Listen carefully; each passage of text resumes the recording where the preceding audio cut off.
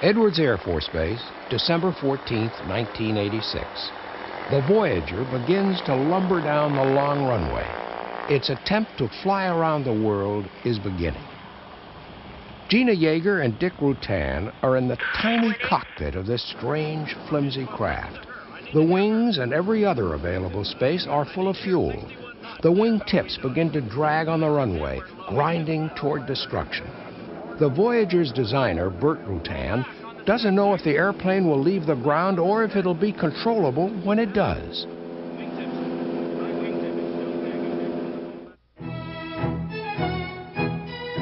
The Smithsonian Institution's National Air and Space Museum is the most visited museum in the world. Its collection contains some of the most important aircraft and spacecraft in history. Craft that were designed, built, and flown by men and women who have expanded the frontiers of flight.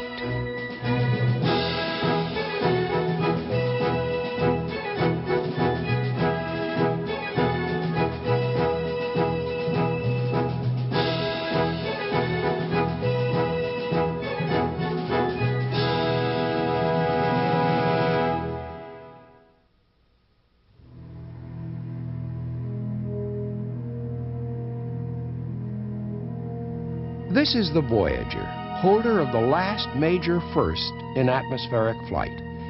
In just over 9 days in December 1986, it flew around the world non-stop and unrefueled. It was the brainchild of brilliant California aircraft designer Burt Rutan and was built and flown by his brother Dick and Gina Yeager. It was a unique design, extremely light with vast fuel capacity. For the first part of the flight, it ran with 2 engines, and then when enough fuel was burnt off to reduce the weight, the front engine was shut down. The story of Voyager is a story of great courage, ingenuity, and determination. It's a story of 3 people and their friends setting out to do what had never been done before in the face of immense difficulty.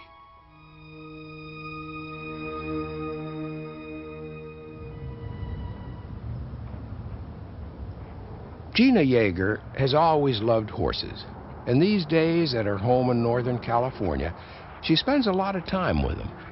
She has always been an achiever, but has never been one to talk much about her achievements. I think Gina is the quietest woman that I have ever known. I have seen her sit through an entire meal with 5 or 6 people there, looking first to the right and then to the left and then to the right and listening very attentively. But throughout the meal, she say not one word. Gina qualified for her pilot's license in 1978 and then went to work for Bob Truax, hoping to become the astronaut in his private space rocket program. One weekend, she was going to an air show at Chino, California, and Bob asked her a favor. I was interested in a Rutan airplane, very easy. I said, maybe while you're down there, you could look over the very easies, because at those meets, there's usually hundreds of them. And if you can find one that's for sale, that's a good airplane, fine, let me know about it. Get all the dope on it you can. Well, she went off looking for an airplane, and she did better than find me an airplane. She found Dick Rutan.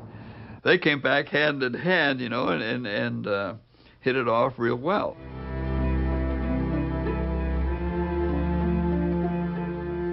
These are the windmills of Mojave, a small town in the desert north of Los Angeles.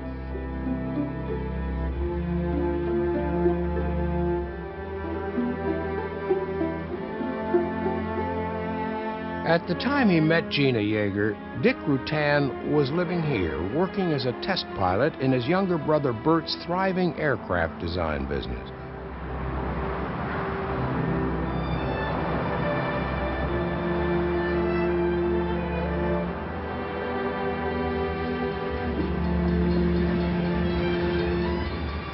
Mojave is a unique town. Just 100 miles from one of the world's great cities, it retains a kind of frontier quality. Its focal point is the Mojave Airport, not only because many Mojave residents love to fly, but because the airport is the economic hub of the town. The extraordinary feature of Mojave Airport is the dozens of perfectly flyable jet airliners parked on the far side of the main runway, stored by their owners in the dry desert air until they're sold or put into service.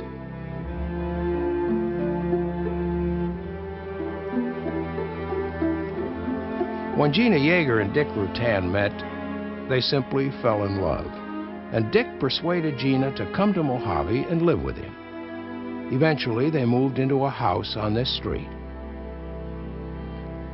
Dick wasn't very happy working for his younger brother, and Gina wasn't happy sitting around waiting for Dick to come home from work. In 1981, Dick and Gina and their friends Mike and Sally Melville built two Long-EZs, small, high-performance airplanes designed for home builders by Burt Rutan.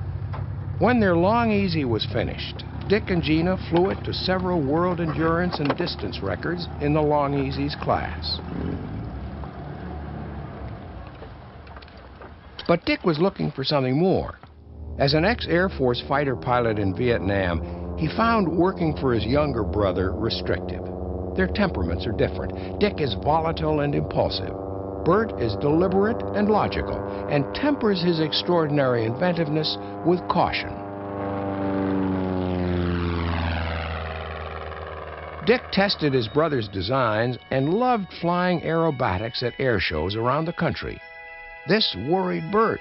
His whole business was based on the premise that he sold airplane designs for other people to build. He was concerned that other pilots who had built their own Rutan designs might try and emulate Dick, crash, and ruin the carefully established reputation of the Rutan aircraft factory.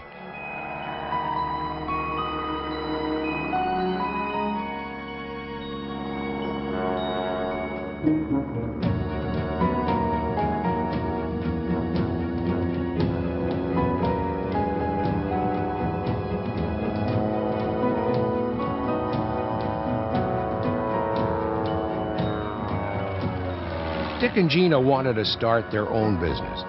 Dick thought they could produce airplanes designed by Burt and sell them, paying Burt a royalty. Burt's designs were based on the use of composite materials that gave great strength for very little weight. This gave the potential to carry larger than normal amounts of fuel. Burt has a very original mind. His work with composites like graphite, fiberglass, and aramid opened up a major new possibility.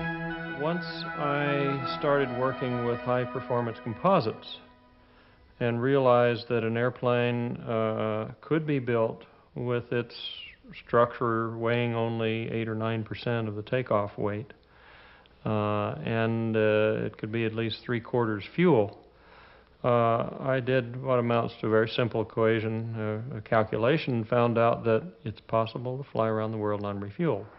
In the meantime, Dick's idea of forming a company with Gina to produce Rutan-designed airplanes had developed. In 1981, Dick and Gina took Burt to dinner to ask him to design a competition aerobatic airplane that they could sell. Burt wasn't interested. It was pretty much to appease him and Gina. She was there too.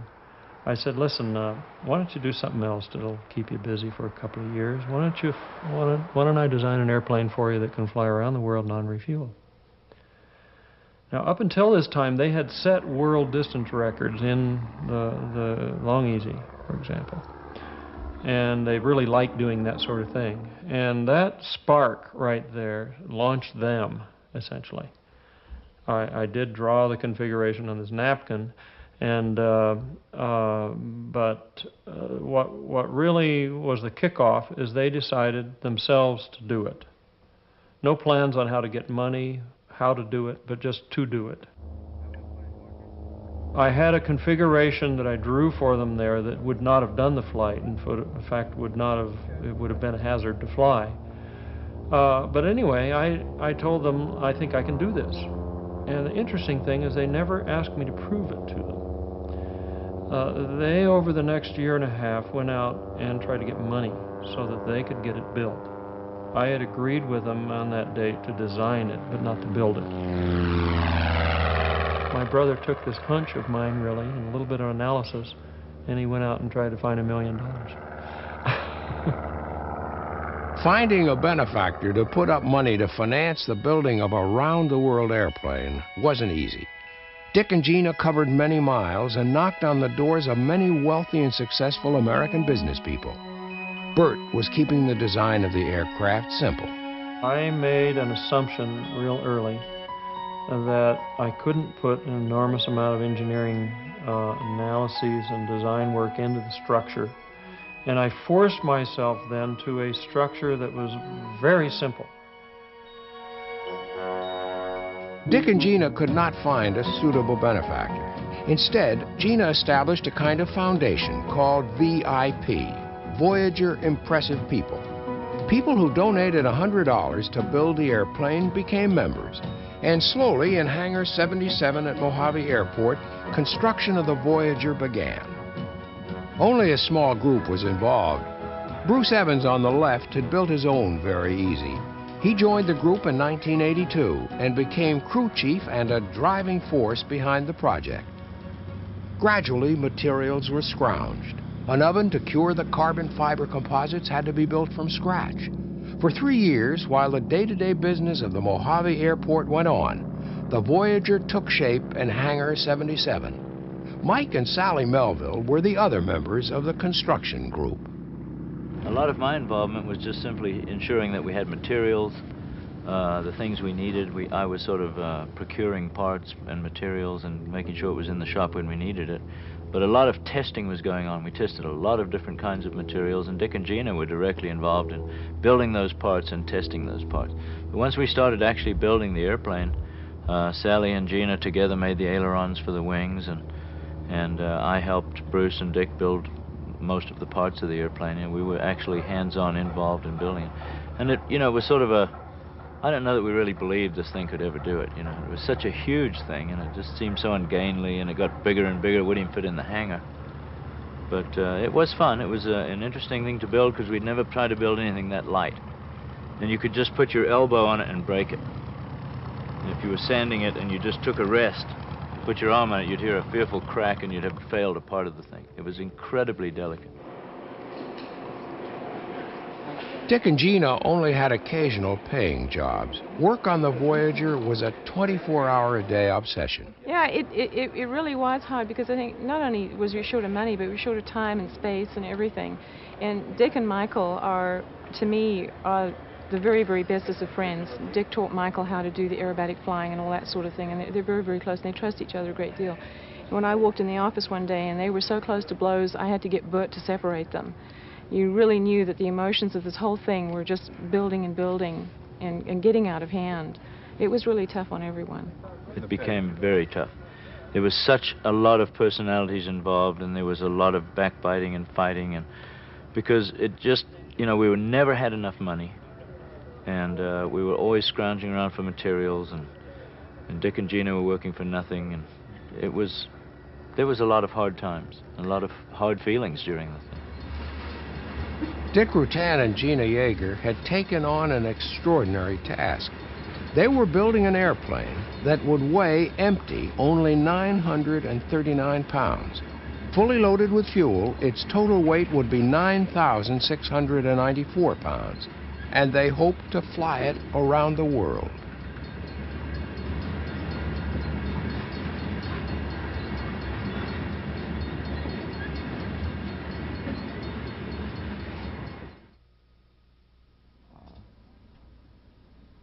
As the project gained momentum, Dick and Gina made public appearances, speaking to groups to raise money and interest.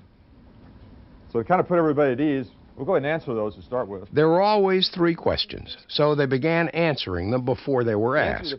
The first was about the possible departure date.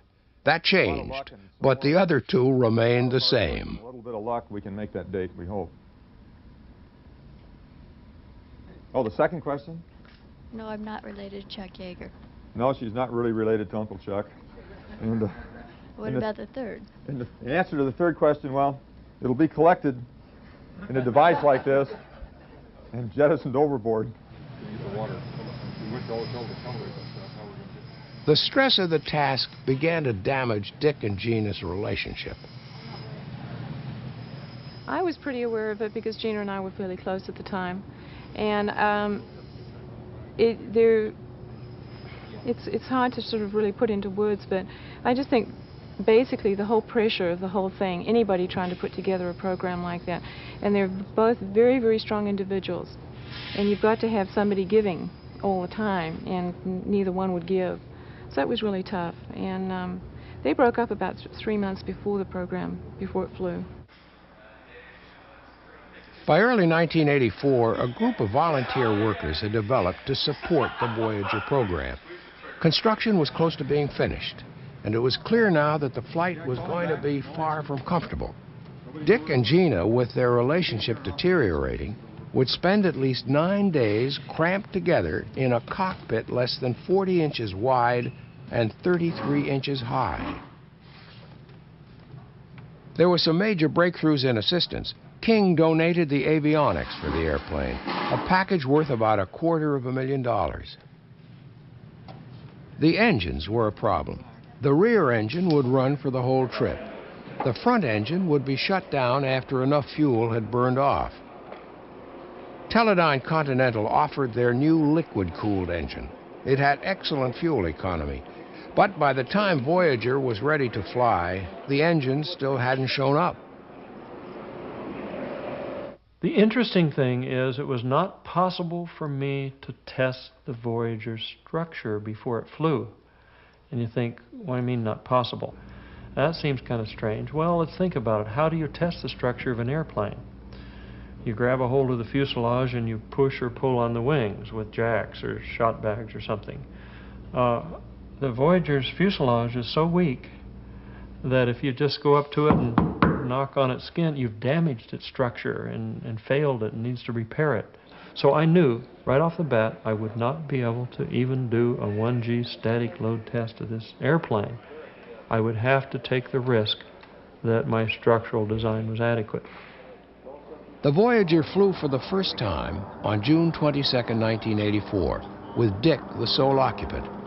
The engines for the flight and for much of the Voyager's early test program were Lycomings, like those that powered the Long-Easies. It was an amazing sight as it left the ground.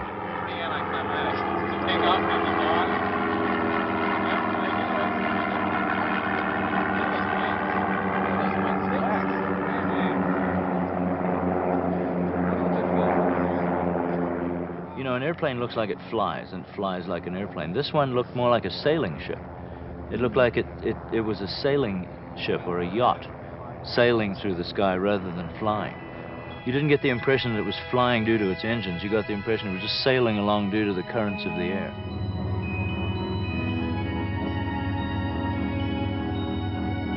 The second time out, Gina joined Dick in the plane and the test program began.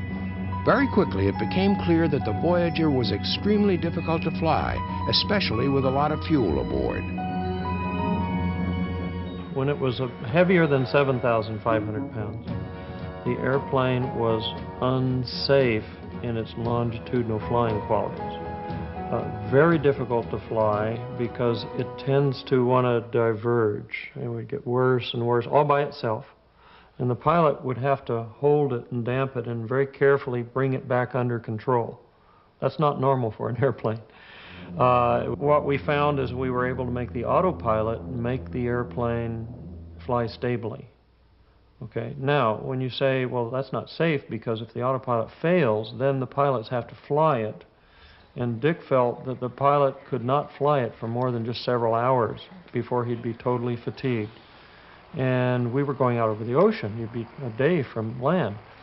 So that's unsafe, you know. Dick was terrified of the plane.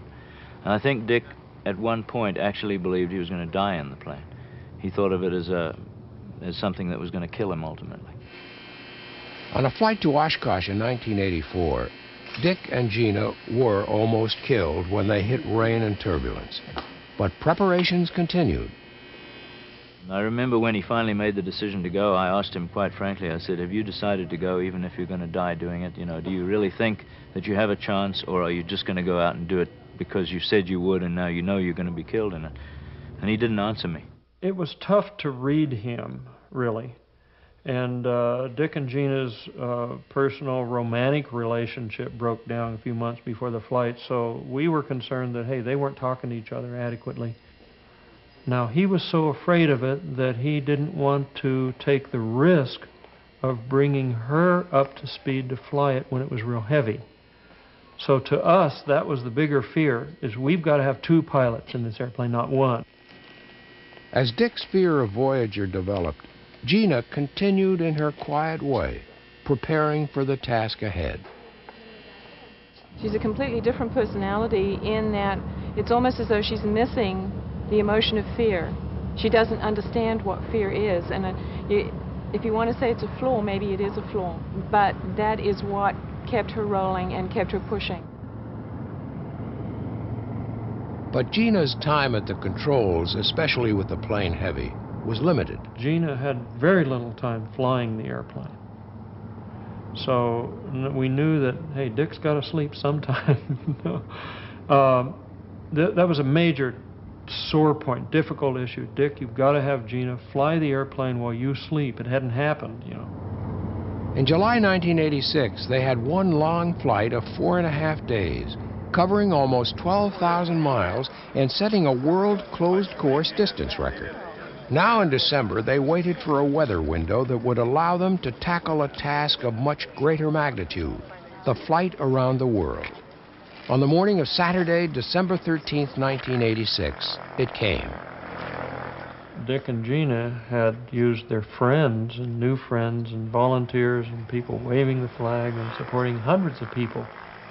And they weren't able to say to those people, we chicken out.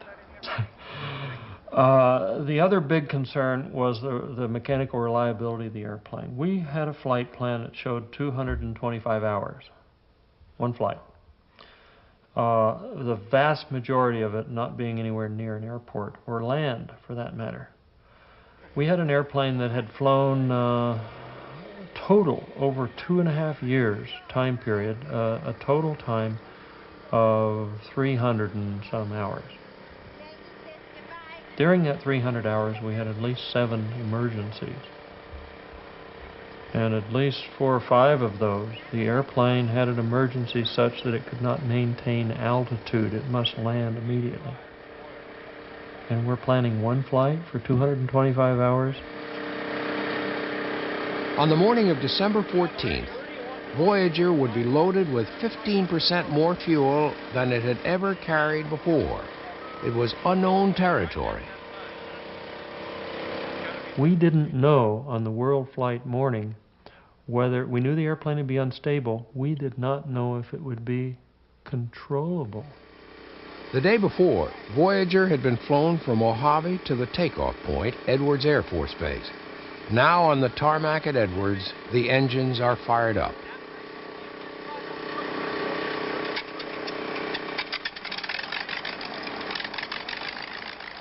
The rear engine is the new fuel-efficient liquid-cooled model from Teledyne.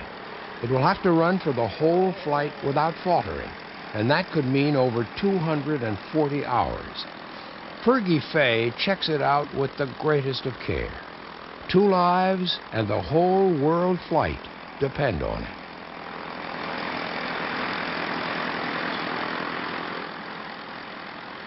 It's a cold morning. Bruce Edwards, the crew chief, signals Dick to start the front engine.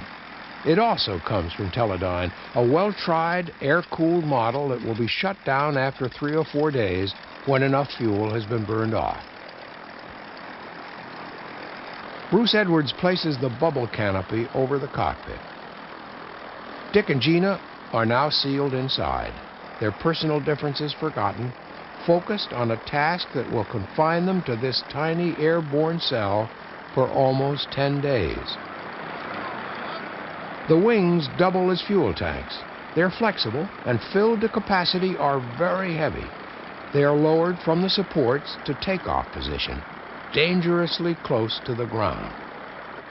It's time to move out to the Edwards runway for one of the most dangerous flights in history. They realized very clearly that there was an enormous risk to their lives. I would think, if you really look at the details of what risks we took with Voyager, the chances of a fatality were much higher than any of these other programs.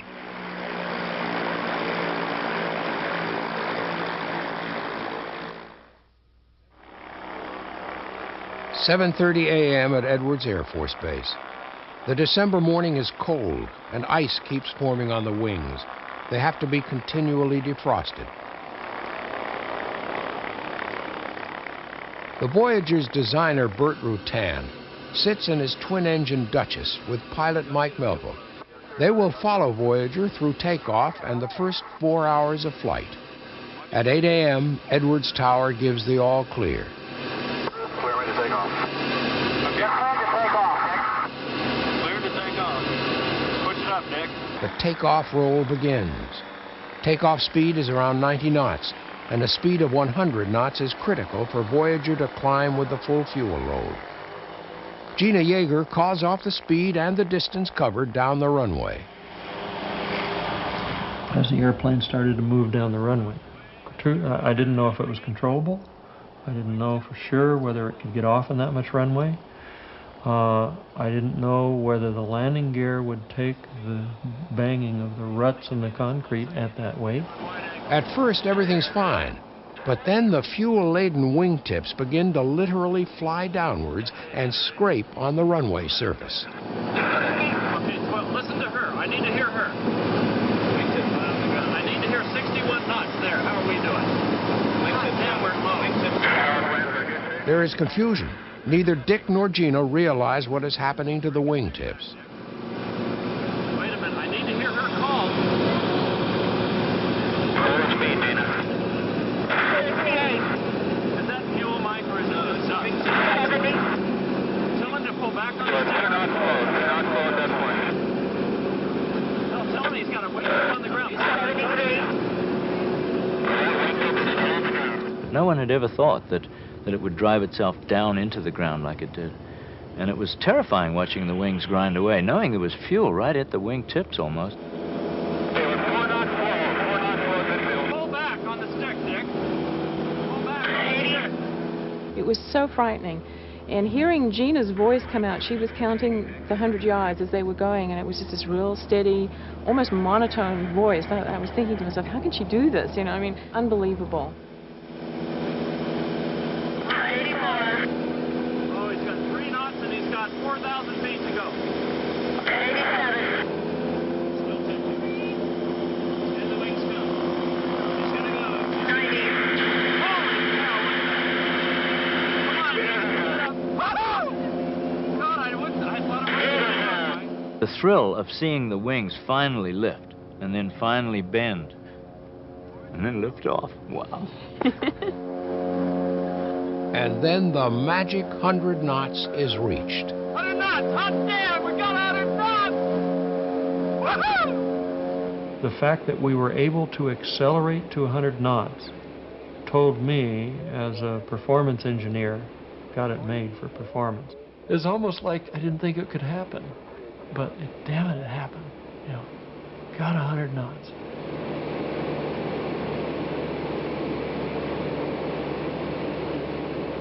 Voyager is off the ground and climbing. Now it's time to assess the damage to the wingtips. Right winglet has failed. Just a minute. Okay. Now, don't abort him. Don't abort him. Well, let's get a good look here. The winglets, devices for increasing the efficiency of the wings, have been damaged. The undersurface of the wing has been ground away, revealing the foam underneath. The wingtip deflection looks about as predicted. Burt Rutan carefully examines the airplane and faces the decision of whether or not to abort the flight. The damage to both wingtips doesn't seem to have caused any fuel leaks or any vents to be blocked. But it's clear that the winglets themselves will come loose and cause drag. They will have to go, somehow. Foam is all there. Yeah, he'll probably lose it. Should we try to knock it off? Oh, we tried. Right then as fast as the airplane will ever go. That was our maximum speed. We can easily knock it off. No. The suggestion of knocking the winglets off is rejected. Bert's idea is to increase Voyager's speed by 10 knots in the hope they'll be blown away. The right winglet starts to shake.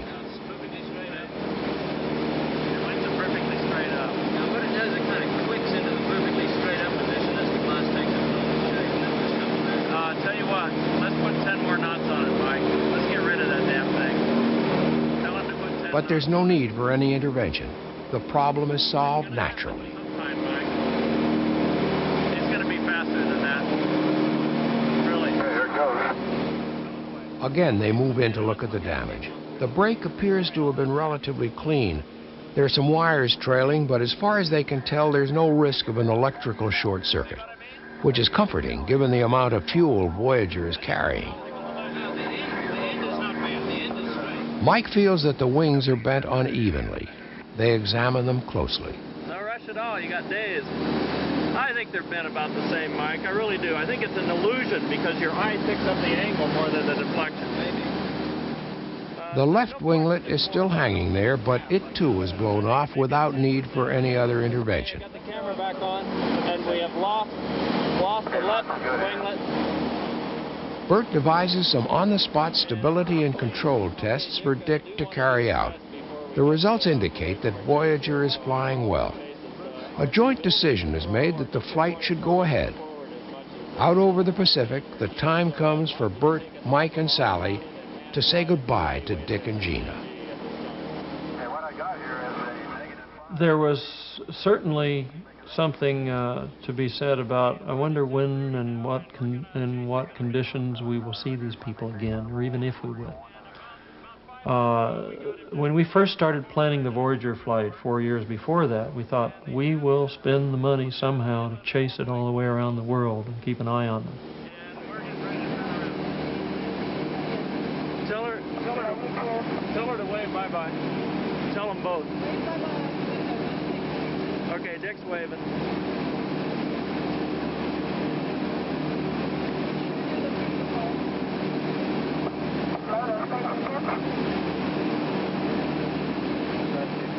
It wasn't planned that we would turn them loose like that. And it was emotional, no question about it. You know, we waved goodbye, and they waved. I guess the scariest thing for me is I turned back towards California, and I couldn't see California. I'd never flown out in the ocean that far ever. So I had to recheck the compass to make sure I could make it home. Yeah.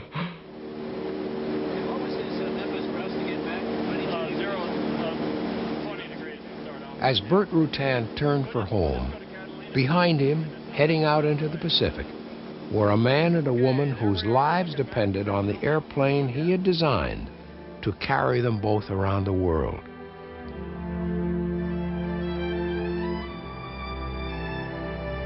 The Voyager volunteers, the press, and a watching nation had seen the extraordinary events of the takeoff. Family and friends were extremely worried about the safety of Dick and Gina in a damaged airplane. Life in Mojave went on as it did every day. But in a trailer parked outside Hangar 77, a round-the-clock vigil began. The Voyager volunteers, including experts on weather, engines, fuel, and satellite communication, settled down for a long period with no rest, in which they'd give whatever help they could to get Dick Rutan and Gina Yeager safely around the world.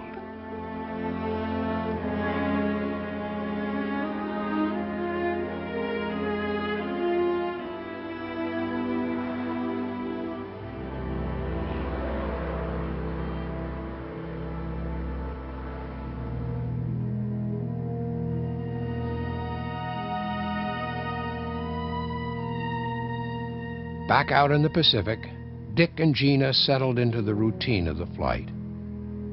Now that they were on their way, their major concern was weather. The Voyager was heavily loaded with fuel and would be for 2 or 3 days. Any turbulence they encountered at this point could break the airplane.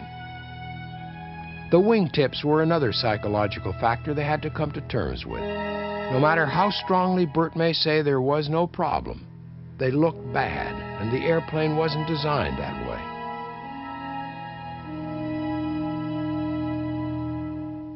We had gotten, as we flew out over the ocean, a data point, performance-wise, that told me that the wingtip damage was not critical. The airplane had performance still, so performance was not the issue. I would think the crew fatigue concern was the major thing. And also structurally, if they got some turbulence and during the first day while it was very heavy, it could break the airplane. I had already seen it just before we got to the coast go through some very light turbulence with the wings bent much more than I'd ever seen them bent. So our concern was, would they even be able to make a radio call that could be heard if the airplane broke and understood, you know. So our concern was, we've got to keep communication as continuous as possible.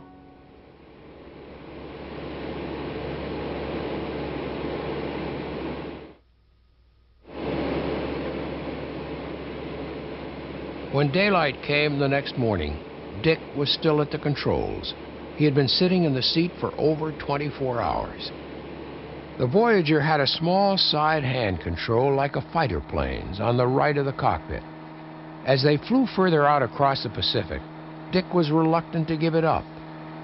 The great difficulty was that Dick really felt like he was the only one who could fly the airplane, and particularly with it that heavy, he was very nervous of turning it over to Gina, and he didn't, I believe, for several days, and he literally wore himself to a frazzle. And at one point, the people in the trailer were trying to communicate to him that he needed to get out of the seat. The doctor, Dr. Judler, was trying to get him to go back and get some rest. And finally, I went in there and just literally ordered him out of the seat, and being his wingman, so to speak, he got up out of the seat and went back and rested.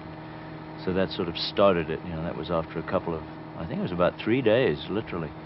And the airplane was back light enough that it was flying well, and Gina did a good job. And I remember staying on the radio and talking to her for quite a long time as they were drifting along, and he just went instantly to sleep as soon as he lay down.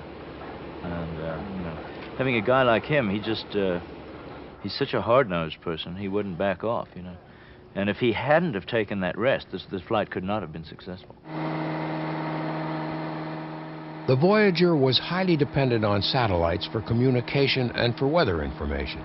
It was heading toward the intertropical convergence zone near the equator, where the trade winds would push it along, saving fuel and increasing speed.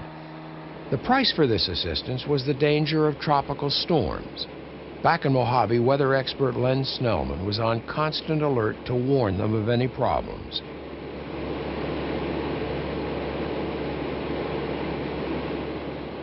As the days droned by, radio communication with the trailer parked outside Hangar 77 became increasingly important. We spent a lot of time on the radio trying to talk them into doing the right things, or trying to do what we thought were the right things, and trying to provide them with weather that was meaningful. And it seemed so ridiculous. They were out on the other side of the Earth, the planet Earth, looking at the weather, and here we were looking at photographs and things and getting information from Len Snellman and the weather people and passing it on to them. And you felt sort of ridiculous. He was, you know, thousands of miles away, telling them something they could see for themselves. It became apparent that the airplane, there was something wrong. If we look at the fuel flow data to the engines, it looked okay. It looked on speed. You know, right at any given time we could see that he's burning 8 gallons an hour, for example. That was good data, and it was favorable. But if we look at what was supposed to be our way of determining how much fuel there was in the engine, or in the airplane, and that was, as we pumped it into this header tank, we measured it going in. And then we knew how much was in the header tank. So by measuring how much we took out of each tank, we knew how much was in each tank, and therefore knew how heavy the airplane was, how much fuel it had. Those numbers didn't agree. Those numbers said, we got a problem, we're using too much fuel. It was alarming information. It threatened the success of the flight. And it also caused some hard feelings between Bert and Dick Rutan. Dick was flying higher than he should have. He was flying, he was going around weather. He even turned back once. He circled once, and he had to richen the engines, and he ran He ran the front engine much longer than we thought was going to be needed, and we were thinking that he was flying the airplane sloppy and using too much fuel. That kind of opinion wasn't calculated to keep Dick calm and contented. With the crew becoming more and more fatigued, discretion was essential. There were times during the flight in which it was deemed by the doctor and by everyone else, talk to them. They've got to be talked to. They're bored to where they need someone to talk to. They need emotional support. They need encouragement. Get on the radio. Everybody get in there and talk to them. There were other times during the flight when the word was they're extremely irritable. Don't talk to them. I think one of the most constructive things we did was keep Bert off the radio, because he would immediately become very technical and very logical or whatever, and it just wasn't a time for that. And he and Dick would start fighting, so after a while we took him in the office and kind of pounded on him and stay away, go home, do whatever, That's right. but stay off the radio. Approaching the Philippines, a major problem occurred. The autopilot, essential to the Voyager's flyability, failed. Gina had to work her way under the instrument panel to wire in the backup system, while Dick continued to fly the airplane.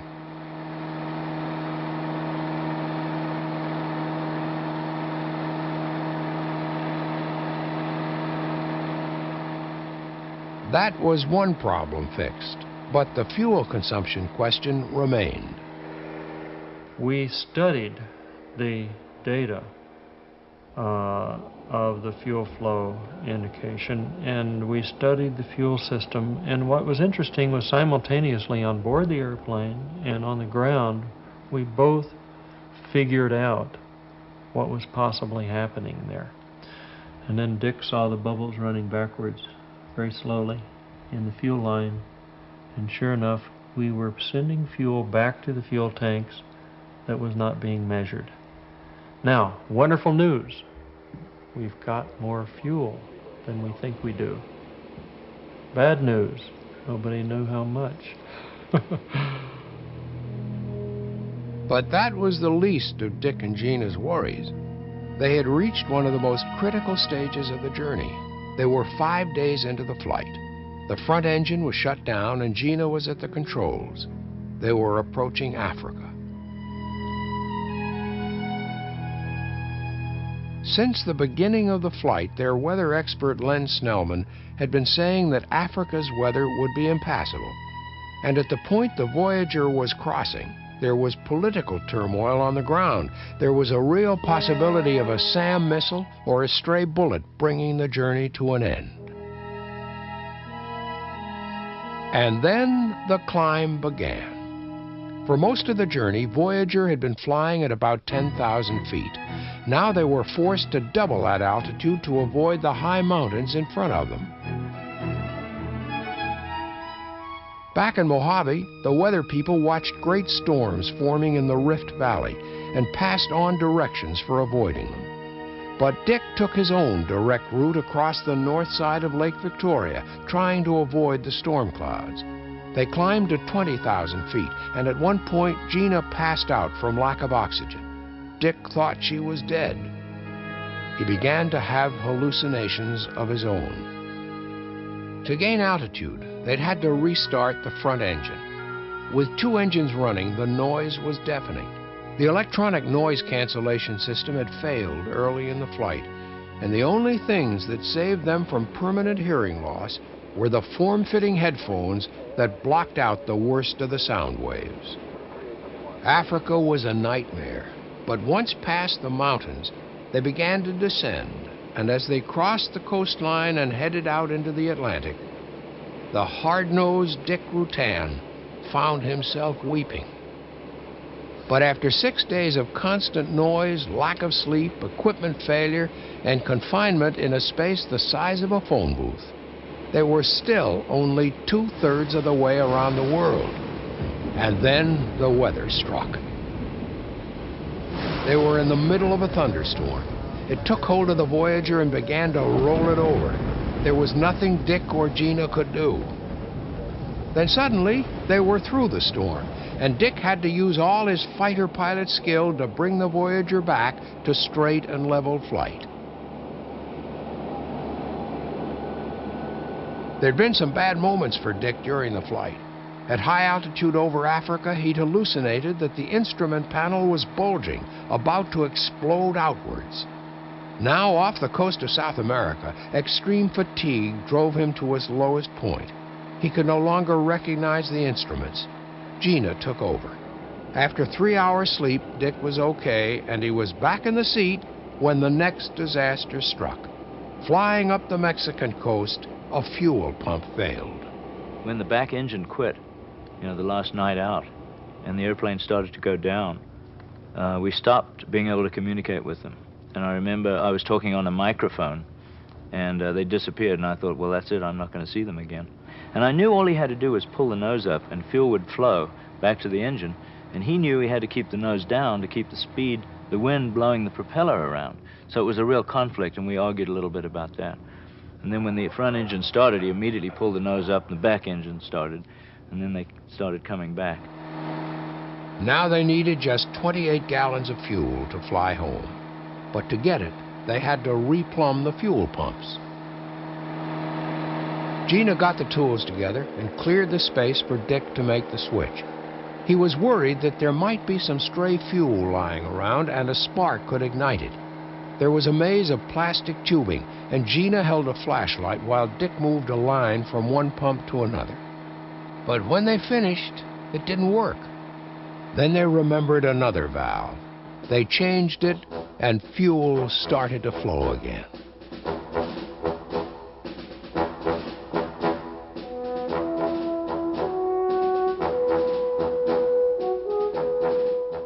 We finally got down to where we had enough fuel in the header tank to know that we could make it back to Edwards.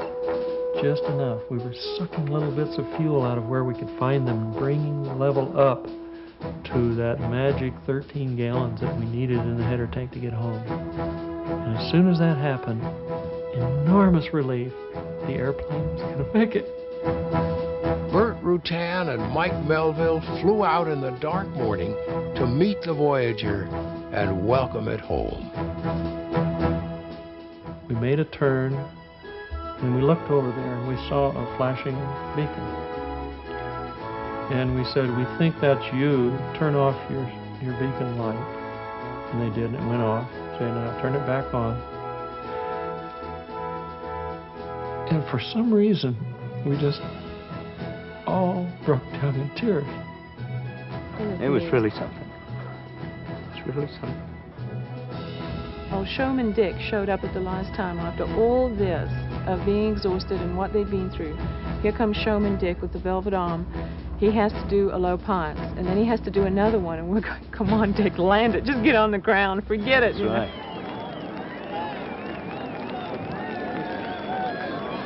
I think the program could not have been successful without two people like Dick and Gina. In spite of the fact that they didn't get along, you know, in their love affair collapsed.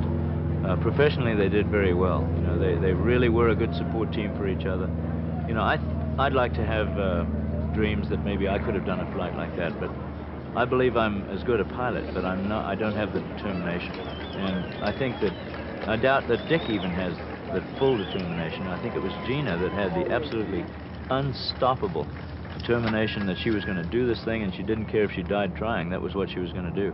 And I really believe that's why they succeeded. The Voyager and its crew had made it around the world unrefueled. No one had even come close before. Dick and Gina went their separate ways, and the Voyager was presented to the National Air and Space Museum.